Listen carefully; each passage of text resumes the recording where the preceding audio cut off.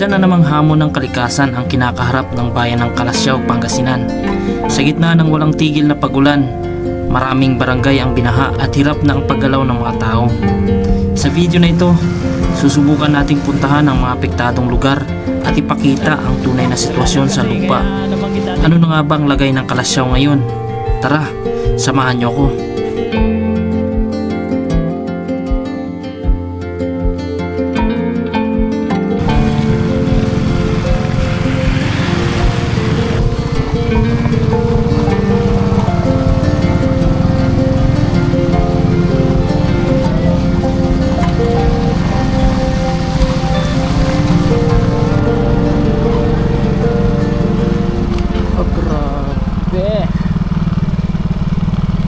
Anong barangay po ito, ma'am? Dito po. Opo. Bunlag. Okay. Sitio Soriano po ito. Okay po. Salamat po. Magandang araw ulit mga kaibigan. Nandito tayo sa Bunlag, Kalasyaw, Sitio Soriano. Ito yung kalagayan ngayon sa area na ito as of today, July 25, 2025. Parang dagat na. Pero mas mataas daw ito ng mga kasagsagan ng malalakas na ulan. Ayan o, para ka nang nasa dagat. Lalo na pag nakita natin sa drone, talagang para na siyang nasa dagat. Yung mga sasakyan nandito na nakalagay sa taas. Ito yung kalagayan ngayon. Subukan lang nating umabante ng konti, pero dapat di raw tayo malaglag sa kalsada, sabi ng mga bata, dahil pag nalaglag ka dyan, malalim yan. Dyan tayo pupulutin. So, tingnan lang natin dito, abante lang tayo ng konti, sundan lang natin itong kalsada para lang ipadama ko sa inyo kung gaano kalalim dito sa area na ito, na mas malalim pa raw kahapon kaysa sa ngayon. Sana tuluyan ng huminto ang ulan para hindi kawawa yung mga kababayan natin dito, partikular sa bayan ng Kalasyaw. Hanggang dito lang muna tayo. Gusto ko lang ipakita sa inyo. Tingnan nyo naman, oh, parang dagat na yung mga palayan. Kapag ka walang baha at malakas na ulan, palayan talaga yan. Maging dun sa lahat dito sa paligid, lahat na nakikita ninyo na parang dagat ngayon, palayan ho talaga yan. Yan yung sitwasyon ngayon dito sa Sitio Soriano, Bunlag, Kalasyaw. So babalik na tayo. Mahirap malaglag dyan sa gilid.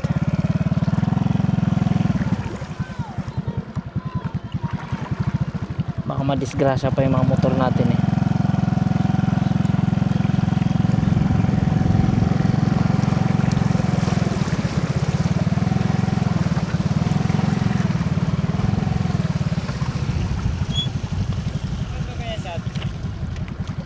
Ganto na siya? Hindi. Ngayon lang natagulan. Palayan ito. Palayan yan, oh. Ibig sabihin may mga nakatanim pa rin. Oo. Kasama pala natin ngayon si Vin Motor. Grabe na parang dagat. Oo, nagiging dagat ito. Dahil nga ganyan, baha.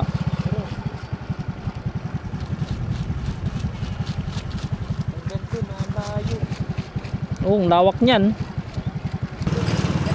Maraming sasakyan sa unahan natin mga kaibigan. Hindi ko alam anong dahilan. Mukhang hindi yata passable sa motor.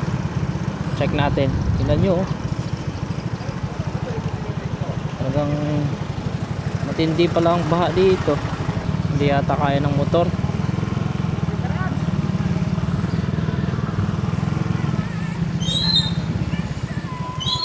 Hindi kaya ng motor, sir. Yung mga ganito, may nakita kayong tumawid?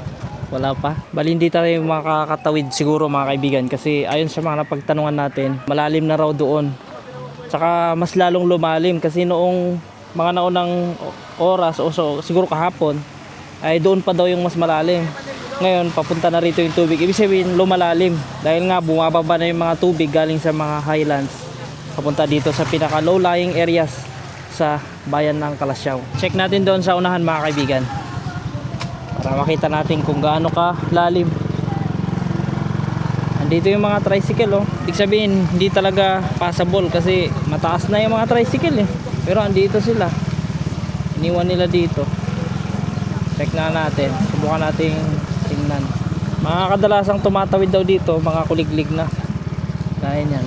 Mataas kasi. Pero mga motor wala pa. Wala tayong nakikitang nakamotor eh. Liparan na lang natin. Tingnan nyo mga kaibigan oh. Lubog yung magandang bahay oh. Ano yan, lubog. So paano tayo pupunta ng bayan? Paano kaya pupunta ng bayan yung mga taga rito? Bro, anong barangay to? Bunlag, boss. Ay, Bunlag pa. Paano yung mga pupuntang bayan? Wala na. Sasakyan. Tapos yung ano, Kuliglig may na. dadaan na libre sakay. Okay. Sila na lang. Sila nyo dyan mga kaibigan oh. Bahang baha. Ayun yung mga sasakyan dito mga kaibigan. Kuliglig. Ito yung nagamit ngayon na service dito. Pero subukan pa rin natin puntahan doon mamaya. Pupunta tayo doon hanggang sa kaya lang ng motor natin. Hindi na tayo didiretso. Pag hindi na kaya ng motor, hindi na natin itutuloy. Ayan lang yung mga pwedeng tumawid talaga mga kaibigan. Ganyan katataas na mga sasakyan. Talagang lunod yung buong barangay na ito. Kaya negative talaga tayo, di tayo makakatawid. Kitang kita sa drone mga kaibigan no?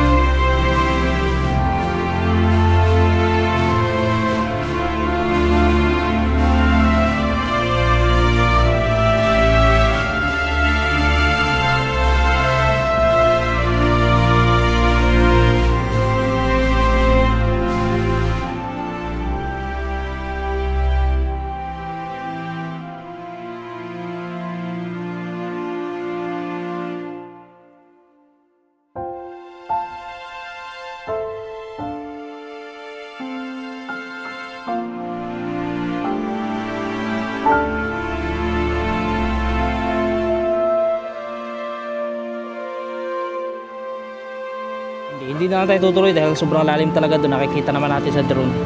So hanap tayo ng ibang daan. Try natin bumalik papuntang San Carlos City. Tapos ikot tayo doon sa kabila. Makarating pa rin tayo sa bayan mismo ng Kalasyaw. Sa ngayon mga kaibigan, kapag ka nagbabalak ka, galing ka ng Malasike papunta ng Kalasyaw or pupunta ka ng Dagupan, talagang not possible to light vehicle itong kalsada na ito. So ang ating rutahin na lang ay itry natin yung papuntang San Carlos, tapos mula San Carlos pabalik din ng Kalasyaw kung kaya nating tumawid doon. Pa San Carlos na itong daan na ito. Pansin natin napakaraming dumadaan.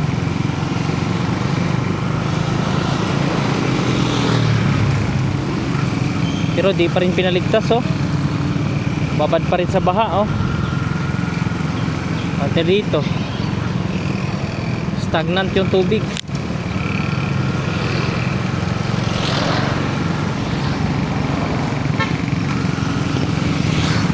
Magkabilaan mga kaibigan, babad sa baha.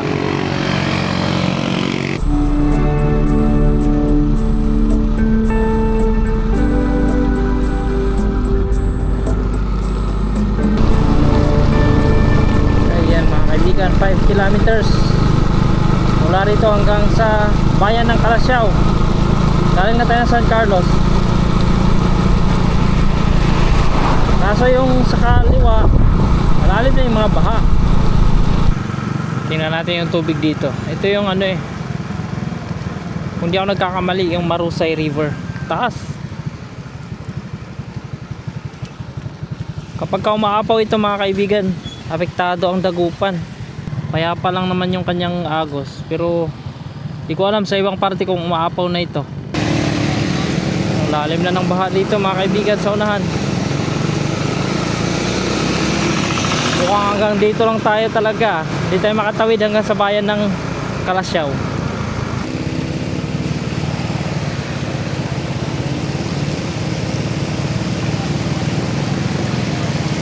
Baba ng elevation dito sa parte mismo.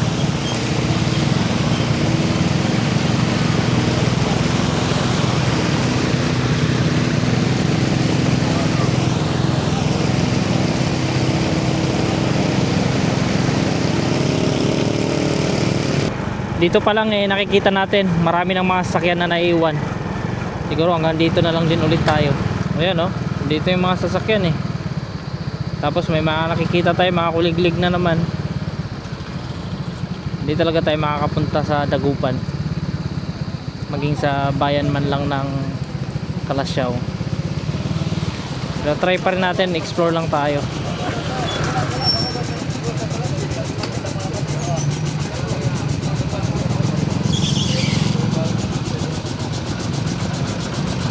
Maraming bumabalik eh. Pero kung tutusin, mababaw lang naman yan eh. Mababaw lang ito. Mas malalim pa yung mga binabanatan natin doon sa ano, Bulacan. Oh. Ito na tayo doon sa malalim. Hindi ko alam kung anong barangay ito mga kaibigan.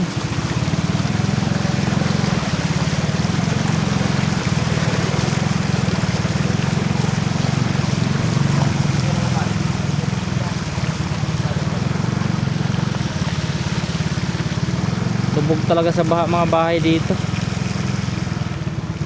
Naka state of calamity pala itong barangay na bayan ng Calasiao.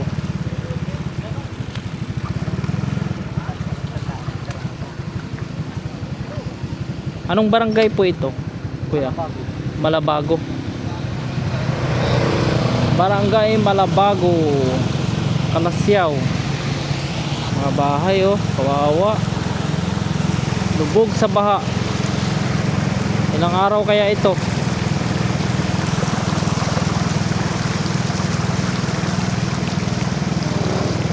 Not passable talaga mga kaibigan. Big vehicle lang.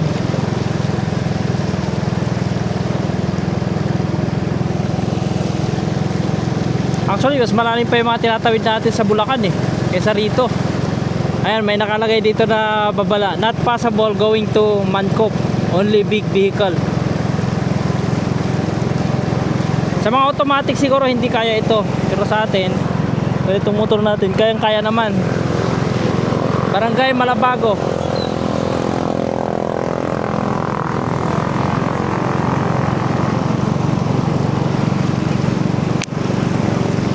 Okay, kasi dito lalim, pero doon sa unahan mababaw na. Oh. Solid.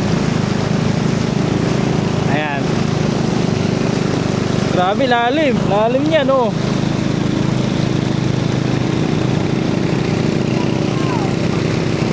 Buti na nasundan natin tong ano, ang lakas gumawa ng ano, alon.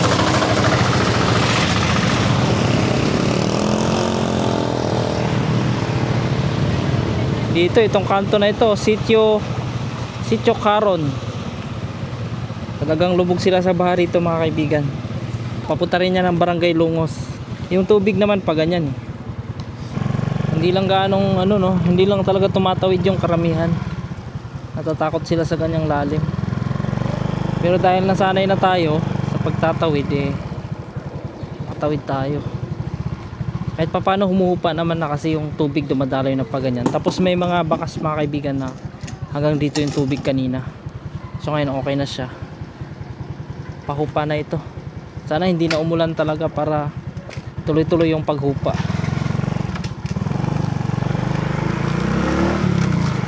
Itong area na to mataas eh. Kaya marami ding nag-iiwan ng sasakyan.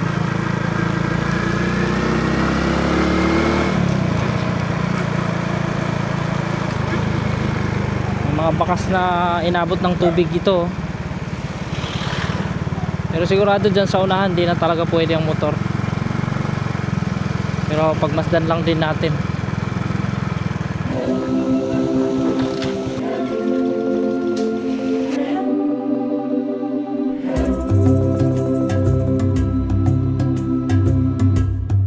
Subukan pa rin natin tumuloy hanggang doon kung kaya pa talaga hanggang bayan.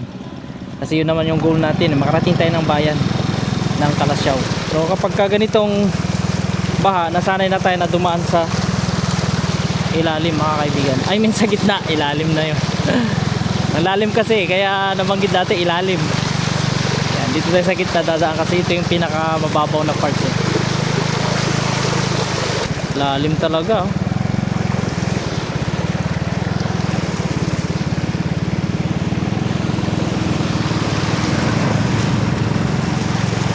Actually, dyan tayo galing kanina sa kabila, sa barangay Bunlag.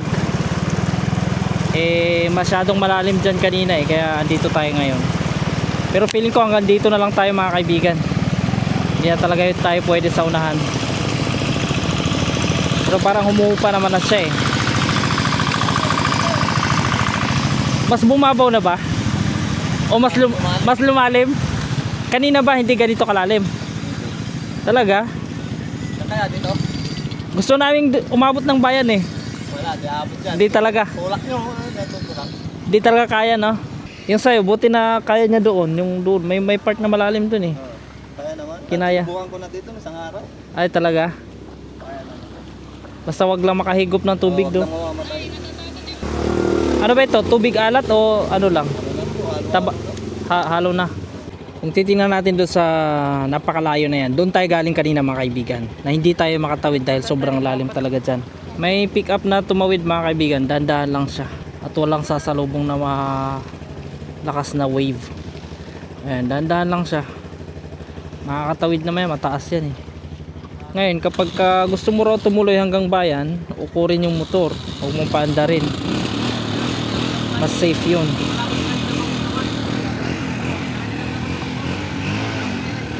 Lalim pala talaga dun, di talaga tayo pwede.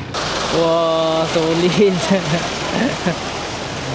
Traktor lang malakas. Wow, ito ang mahirap pagka ganyan mabilis. Yung wave.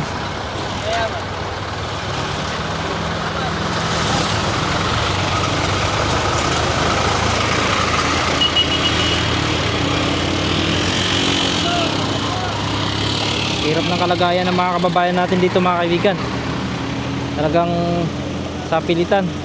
Ito balik na rin si kuya dahil ano, hirap na pagka tumirik ka dyan, mas masakit sa ulo. Kahit yung pick up bumalik na rin.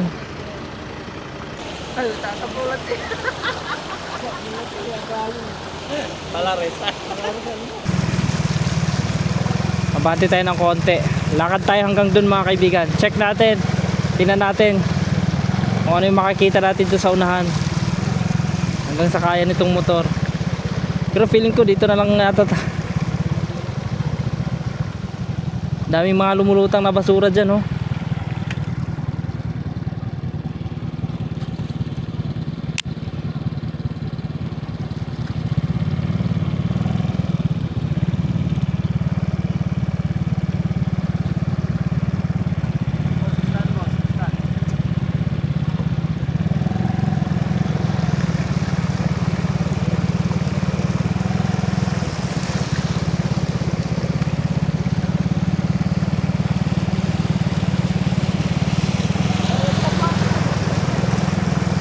Sarap mag-drive sa mga ganito no. Para ka rin naglalaro sa baha. Ito malalim na rito eh.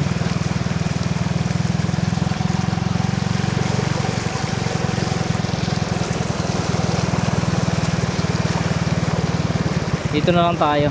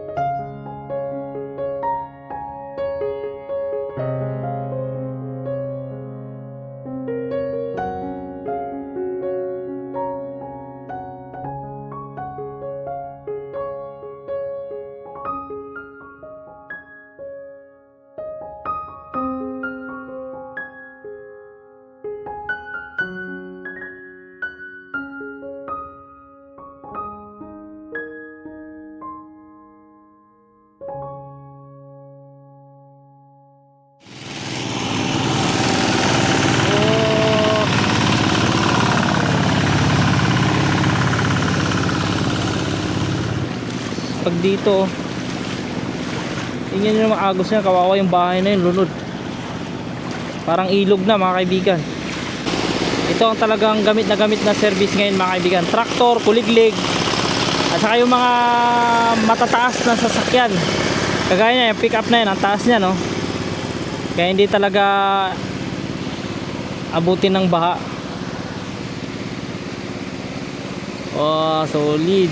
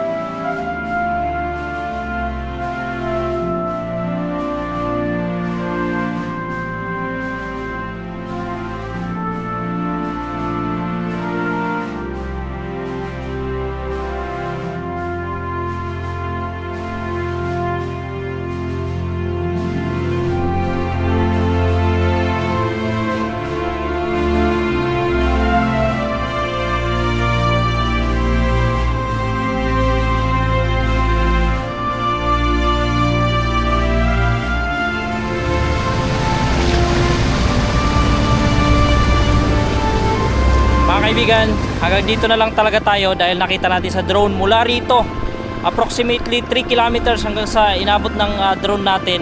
Talagang puro tubig at di talaga kaya nitong mga motor natin.